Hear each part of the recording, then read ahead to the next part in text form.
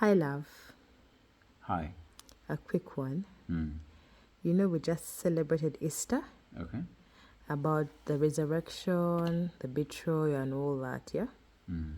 So, how best or what lesson should we pick from Jesus' resurrection? There are very many lessons that can be picked from Jesus' resurrection for anybody who cares, anyway. But personally, I look at resurrection as the only element people, the only major element people need for success. Okay. Because life, by its design,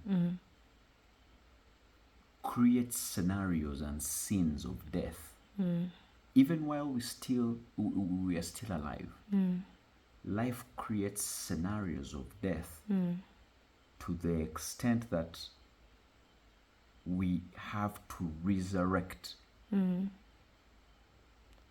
stay afloat. Let me give you an example. You will apply for a job and they will turn you down, turn you down, turn you down. The turning down of the applications is death in itself. And very many people give up at that level.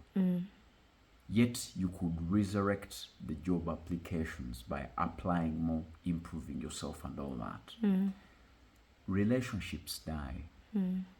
Business ventures die.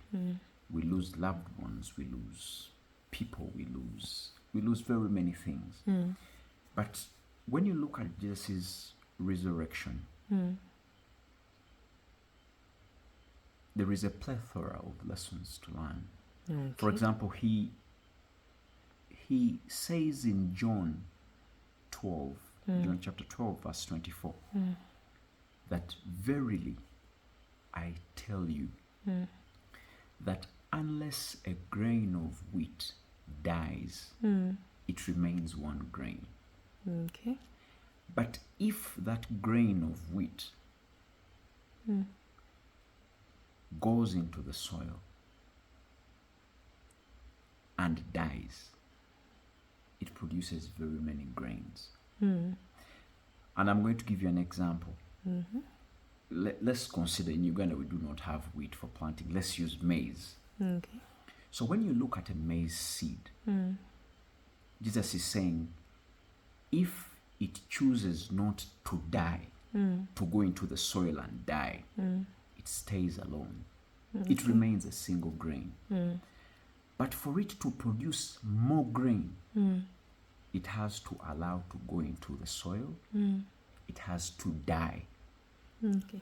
Now, you need to look through. I chanced at the opportunity to read through what goes on in germination. Every seed carries in its cotyledon food. Every seed in the world serves food in the cotyledon.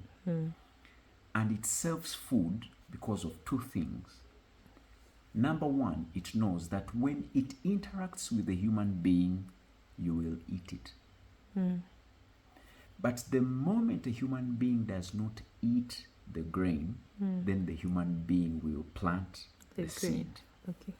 Now, the moment it is planted and it goes under the soil, it is war. It is crucifixion. It has to go under the soil with food. That's why it stores it in the cotyledon. Now, remember the process of germination starts with another process called imbibition. I don't remember. So imbibition is when water tries to enter to start on the germination process. So water comes and tries to surround the seed, then tries to enter to start the chemical processes. Now that water, when it enters and the chemical processes begin, all the energy is coming from the stored food which is in the cotyledon. So it reaches a time and the stored food in the cotyledon, which produces the energy, dissipates or gets finished. What now happens is the seed needs energy. The seed needs water and energy. Sure. So what it does, it sends the radicle deep down to look for water, which goes down as the root. Then it sends the pulmule out of the soil to come and meet the sun, such that now it creates energy via photosynthesis. Now you realize that that whole entire process is war. It's a fight. Okay. That's why you see some plants, some seeds never even make it. But the moment they make it and the pulmule comes out and it makes the energy via photosynthesis and the radicle finds the water, then you get the whole entire maize stalk, which has all these maize cobs and all that. So one seed has a chance to produce like 500 seeds on a cob. Now it follows that we need to have some hope once we fall into situations that are almost leading to death. We need not give up, but only have some element of hope, like a seed, that I will resurrect, I will come out of the soil. I would like to encourage people to go and watch one of the best movies ever made, Shawshank Redemption. It has great characters like Tim Robbins and Morgan Freeman. But in Shawshank Redemption, there is a guy who was imprisoned. And this guy who was imprisoned, he was put on a death charge and sentenced, convicted and sentenced for killing his wife. Yet he knew deep down that he did kill his wife. So he was in prison for over 20 years. But he managed to escape. Now, when he escaped,